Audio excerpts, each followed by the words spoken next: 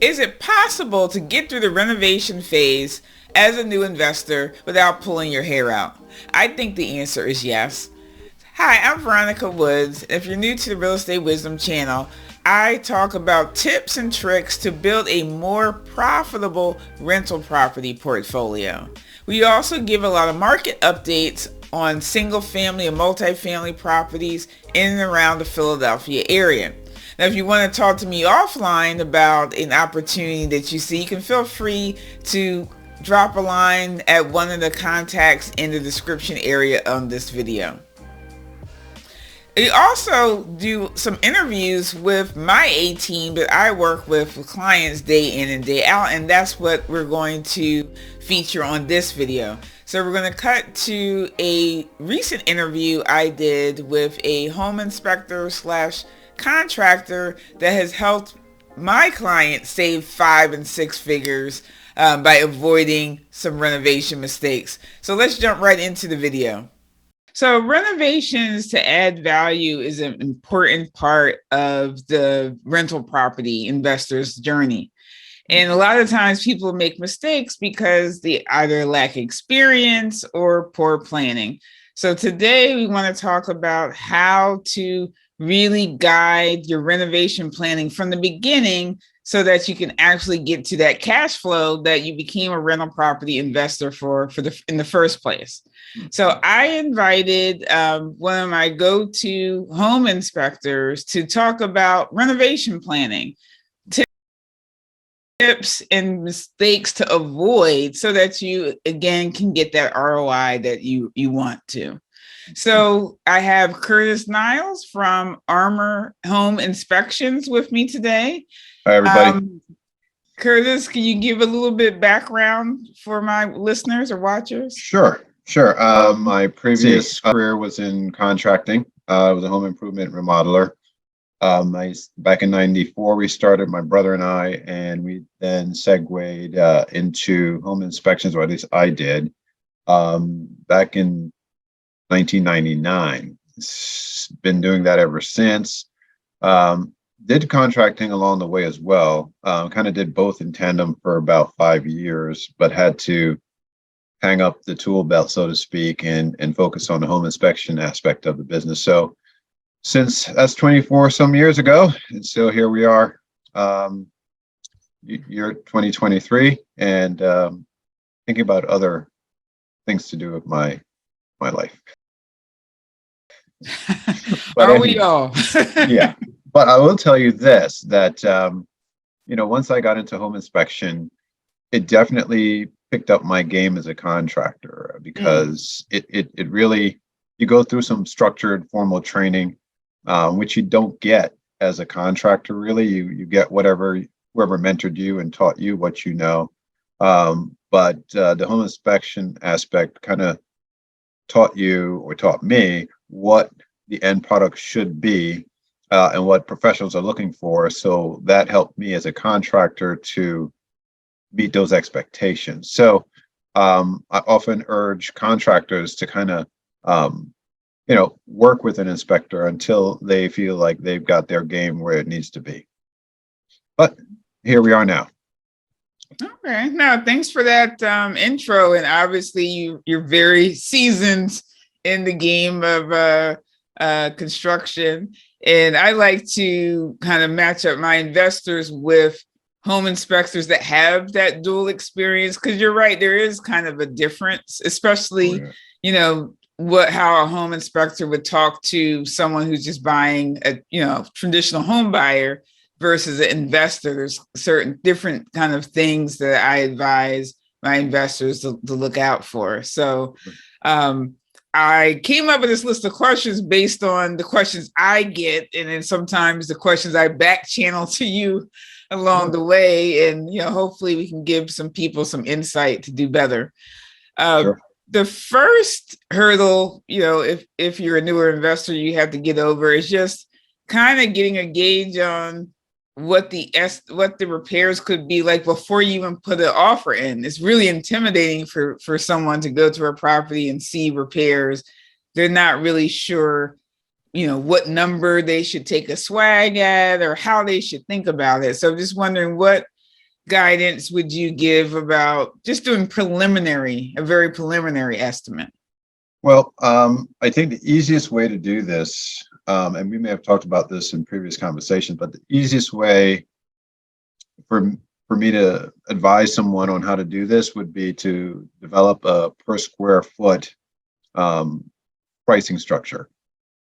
If you're looking at properties that need full guts, for example, there is a formula that you can develop, which would then allow you to walk into a space. And if you knew the square footage, or if you can get the square footage, you can then do a quick calculation and determine what is it going to cost you to rehab a property, if a rehab is what you're looking at. Um, that's the easiest way to do it.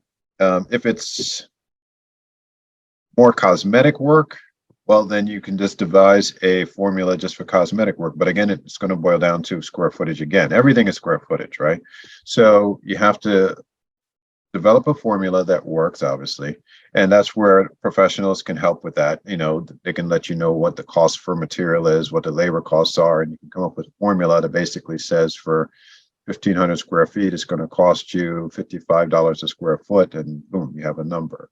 That's the easiest way to get some sort of an idea on costs without depending on someone like a contractor to come in and give you an estimate. And even if you had that formula, you can at least cross check it against the bidders, so you can see who's out of line and who's within line. You know what I mean? Now you just threw out $55 per square foot. Is there some good rules of thumb? Let's say for an older house in Philadelphia, is there kind of like a general rule of thumb? There is, based on area. I mean, when we're talking area geographics, we're talking about our specific geographic area. We're not talking like Washington, D.C., or we're not talking New York, here in the Philadelphia region. And I don't do it anymore. I don't get into that realm anymore. But back in the day, I had those numbers. But today, I'm sure those numbers are a bit elevated now because of, the economy and where we are today. But I would say that roughly the $60 to $75 square foot range would be reasonable to anticipate. But a quick Google search on the median pricing for a remodel typically will give you some sort of a number for a region that would allow you to at least have an idea on where the numbers should be. Yeah, I recommend people go to sites like, I think it's HomeWise, where you can actually put in a zip code and specific repairs, but that usually gets down to a little bit more granular level of the type of repair. But so you recommend people do a kind of look online as a first, like I said, initial draft to get the estimate. Yeah, at least this is a starting point. These numbers, they can vary so widely based on what they're looking for in terms of a finished product. For example, if you're looking for, I had an investor type when I was a contractor, and she was focusing on a particular area near a college, and she wanted to be graduate students. So she wasn't going to put low end stuff in this place because, she was looking for a higher end rental for the unit. So therefore, her square foot price had to be higher because of the finished products that were going in. So you really need to know what you're marketing and doing the rehab for. If it's a low end, well, then you're lower end of the spectrum, obviously. And if it's a higher end, then it's going to be on the higher end of the spectrum. But you need to know what your market is. You just can't go in blind. Right. And that's kind of the ongoing conversation I have with my investor clients as far as running the numbers. So we're also targeting a specific rent. And so I say, like, well, if you have an $800 rent kind of cap, you can't put $2,000 a month rent amenities in there. You kind of have to match it. So it has to make sense. Exactly. Now what about the role of a contractor versus a home inspector? Some people think, oh, maybe if I just take my contractor in there with me, maybe I can skip the home inspection. Or sometimes people bring the home inspector and contractor in at the same time, and they're saying different things. So what would you say about the roles of the different parties? All right. So here you have contractor is okay as long as you understand their expertise and their background. One of the things I'd say about contractors, being one of them in the past, oh, kind of still am a little bit, is that they know what they know, but they don't necessarily know the things they don't know, if that makes sense. So there's certain things they just don't know. Um, and so the question is, are you going to get a contractor that's going to be honest with you and tell you, "Well, I don't know about this and that and the other." I don't know, but I can tell you that as a home inspector, though, they're trained to understand all the systems that go into the home. And so you're going to get a better, broader picture in terms of the overall condition of the home, not just from walls and ceilings and what you see, but systems as well. So I think a home inspector is probably your best guess in terms of going into a property to understand what you need. And then it wouldn't hurt to then bring in a contractor to then look at what the home inspector saw and then price it accordingly. Because that's where he should come in. Okay, this is what it's going to cost you for me to do this work. So the home inspection piece is a good tool to use to get a scope of work for a project. And then the investor can take that information and then farm it out to different bidders to see what the most favorable price is going to be for them. I mean, But doing it sometimes the together. challenge is just the timeline. Is, typically you put your offer in based on your best swag, and maybe you can do that general per square footage. And then you have the roughly 10 days due diligence period. In that window, you get your home inspector in, you get any other specialist in, and then you kind of have to put your pencils down and figure out if you want to move forward. So the timing of getting that expert advice and kind of making sense of it sometimes is a challenge too. Can you somehow get a second visit? For example, if you get the inspector in, you get the report generally the next business day. You can then digest that information and then get a contract, if you already have one in place, have them out the following day or two within your 10-day period to kind of get a physical look at the issues that are presented in the report, so that he has a better sense of what's involved in making those repairs. Because as a contractor, I wish I had home inspections to look at to kind of say, okay, this is the overall picture. What is your scope? Now I know what your scope is. Now I can go in and see what I need to do to get you to that finished product you're looking for. But without that documentation, it's very challenging for the contractor to go in and then internalize all that and then give you a report. As a contractor, I used to do this. And let's face it, you don't catch everything because you don't have a checklist as a contractor. You just going in doing your best based on what you're seeing without actually having something to guide you through the process. So if you have that documentation, that inspection report, that's going to be very valuable tool for the contractor and the investor.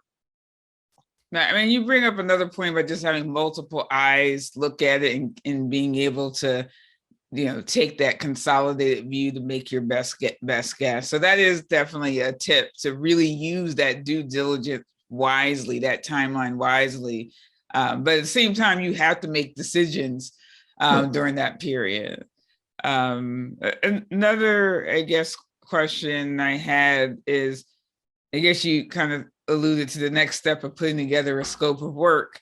And a lot of people get really overwhelmed with all the stuff that's on the home inspection list, or whether they should listen to what the contractor walking through what they say should do it. And, what advice do you give them about, all right, what should your scope of work, your initial scope of work look like? Usually I would say, based on the report, you can then look at the home on paper and determine for yourself what are the most important things to you. I often urge people to look at the majors. For me, I have about 6 majors: the roof, structure, the electrical system, plumbing system, heating and air conditioning system, and anything environmental that could raise a red flag. Those are my top 6. So if the home presents any of those, well, those are higher on my priority list, and then I work down from there. I find that most investors are interested in making it appealing and visually, acceptable to, the masses. But you really have to look at the majors first, because if you don't do that, then all that cosmetic work you do is kind of for naught, because you're going to run into issues down the road. So I often urge people to look at the big picture, look at the big numbers or big top six issues. They aren't necessarily big numbers, they are, but important nonetheless. And so you should focus on that, and then work into the budget, all the other little cosmetics that you want to do. That answers your question. Yeah, and then you mentioned your top six. One scary one of the six is the structural damages or potential structural issues. Yeah. How often do you recommend getting a civil engineer in? Not too often do we have to go there. The only time that we tend to do that is if there's, and we have some guidelines with that. We have to sit under continuing education all the time. And every once in a while they bring in a structural engineer. And so we have a chance to pick their brains and find out what do they want us to call out to bring them in. Because let's face it, a hairline crack in a foundation may not necessarily result in an issue that we need to be worried about. And so we need to know, well, when do we call you guys in? And if there is a crack in a foundation wall, typically horizontal, and it is concrete block, then they want to look at it and make a decision. If it's something that, nowadays everybody wants to open up the home, and have this open floor plan. So it depends. People want to know, from my perspective, well, can I open this wall up? Well, it depends. It depends on what type of home we're looking at. If it's a row home versus a colonial, it's going to have different construction. And so some of them you can, some you can't. And sometimes we just have to defer to an engineer, because let's face it, we're not engineers, at least most of us aren't. And so we aren't supposed to tread in that area, because we aren't licensed and trained to make load bearing calculations to see what's going to work. So we're supposed to defer to engineers when you're talking about removing load bearing walls, foundation issues. Bowing foundations are an issue, and also the roof also is a structural component. And so we need to make sure that the roof is okay. If there's damaged truss framing up there, then we're supposed to recommend an engineer to come in and specify what has to happen. As a contractor, you can go in and put a Band-Aid on something, but we don't know if that's in fact a textbook repair or not. We just know it's good enough as a contractor. But you bring in the engineers to get the textbook answer to a situation, so that when someone else sees it down the road, you have some documentation from an engineer that says this is what we expect and this is what was done. Now that's helpful, because I think that is one type of repair that I've had seen a lot of newer investors walk away from investments, and then just because of their lack of experience, it scares them. And then somebody else comes in, it is a doable investment, and they make the money. And so I would like to kind of just have people have a right perspective of when it's potentially a $100,000 repair, I'm just throwing out a number, or where there is something where it's manageable. It would be manageable for them to continue with the investment. Right. I mean, we've seen structural repairs, $15,000. Probably my most expensive one that I've seen in the 24 years. Okay. Usually they're not super huge. Termite damage repairs aren't that huge. Foundation walls are probably the biggest issue when it does come up for repairs, because that tips the scale in around the $15,000 to $20,000 range due to the extent of the repair that needs to be done. So from that perspective, yeah. But other than that, usually the repairs aren't that bad. And structural engineers, I'm not sure what your experience has been, but to get them out there, it's roughly around $500-600. So it's worth it just to know, number one, what the issue should be to fix, and then they can write that prescription. They make the specifications for the repair so the contractor can follow it. I never want a contractor to tell me how to make a structural repair, because that's not something that's certified. So I need something that's certified that says this is, and a PE after their name that says that this is how it should be done. And then Mm, the contractor can then come in and make that repair as opposed to doing your best guess. right. Now that's, and I guess going back to what you were saying about a contractor being honest about their scope of expertise. So there are some times in negotiations where the a buyer, you can ask the seller to provide an expert opinion on the repair, and sometimes that piece of paper isn't really worth that much, but they gave you something from somebody who's a contractor, but that really wasn't their expertise. Right. If So it doesn't have a PE after their name, they're not a structural engineer, and therefore they really shouldn't be specifying a repair. okay. Contractor's job is just to quote it and give you a number to make that repair, but they shouldn't be specifying the repair, nor should we really, Mm. as inspectors, unless we are also engineers, we shouldn't be doing that either. But I see a lot of inspectors do make those repairs and they get in the hot water when they do that, because if it fails, then they have an issue. Okay. All right. So another part of the repair budget is typically some sort of project management. Hmm. And so a lot of, so that might be a line item on the overall repair budget. And I guess maybe this is more putting on your contractor hat. What should investors expect in terms of what that means? And I guess I'm trying to get in what their role is, as the person who's hiring someone to do a construction job, what their role is in supervising versus what the contractor should be doing in managing the project. Hmm. Well, let me make sure I understood you well, right there. So you're talking about the owner, investor, So or usually on a construction contract, there's some line item that says project management for the all right, larger ones. And okay. maybe that's But 10 who to is that? 20% of the budget. Okay. But who is that project manager? Who do they generally get? Certainly not a home inspector, but they could, but I don't No, know who no. they, So that's why I said you put your construction hat on, your yeah, GC hat on. So yeah, sometimes, for a larger project, so maybe 30,000 up, they'll have a line item that says project management. And that means that the contractor is, managing the budget, reporting on what's going on. This is what project management is in my mind of yeah, you're reporting on the budget, you're keeping to a budget, and you're managing the timelines and milestones and reporting back to me, the owner investor who hired the team to do the work. yeah. So you sound like project management and general contractor to me are the same thing, unless they hire someone else. So the GC is really the project manager. He's the one hiring all the subcontractors to perform all the work. He's the one that's promising a timeline and hoping and trying to achieve those milestones. GC, that's his job. His income is coming from the proceeds of all that, right? And you might specify a fee in there, but that's his job.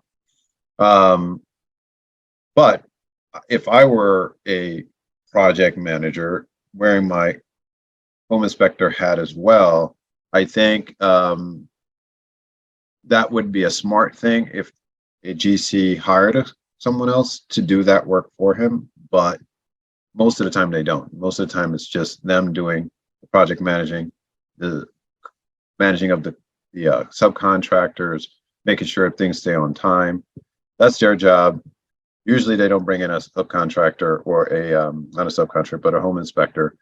But on the bigger projects like the major flips, I've been party to, the builders, they do bring me in just before they turn the property over or put it up for sale. And they use me as basically their punch list guy. I'm gonna come in and then put together a final punch list so that they can give it to their workers and then the workers can make sure it's all done. So we come in as a QA kind of aspect of the process. But if that answers your question, that's where I see the project management piece is coming from the GCs. The GCs are really project managers as well. Right. And I was speaking of project management as a service, not a person. Mm, So what I wanted to discuss is a lot of times, especially let's say you're out of state and you yeah, invested in Philadelphia, you live in New York, you have to rely on other people to kind of be your eyes and ears and make right. sure that the people you hire actually get things done and do the QA that you were talking about. So what do you expect when you're hired by this investor who has another job? They're not trying to kind of be in the property every day or maybe even every week. What should they expect? What should be kind of like the general expectations of what that oversight really means, and what do they still have to keep an eye on Okay, themselves? got it. So I would say, one, if someone were to bring me in and say, I want you to project manage this project for me because I'm out of state. What we've done in the past is this. First, I want to see the contract because the contract spells out the timelines and when they're going to get paid. So I need to go in and make sure that the work that they said they were going to do to get paid is completed to the level that you would expect professionally that it should be done. So at that point, something should be documented, written up, and then submitted to the owner so the owner can see, okay, this is what was done. I can release the funds to the contractor going on to the next phase versus there's no documentation. There's just my word for it. I just feel uneasy about just taking my word for something. I always like to give it something in writing with photos that depict what I'm saying and just validates what I'm telling that individual is the case so that out of state investors can feel comfortable understanding that, hey, okay, it is done. I can release the funds or what have you to the next phase. That's what they should expect. We had such a great conversation. I had to split the interview into two parts.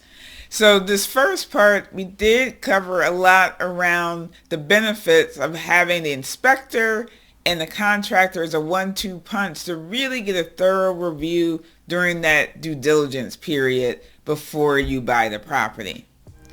In the second part, we will continue on where we were ending up talking about the importance of having things in writing in terms of agreeing on the scope and also responsibilities. It will be some gems are in part 2 as well. So hopefully you'll watch the video that's appearing on the screen next to watch that. And as always, happy investing.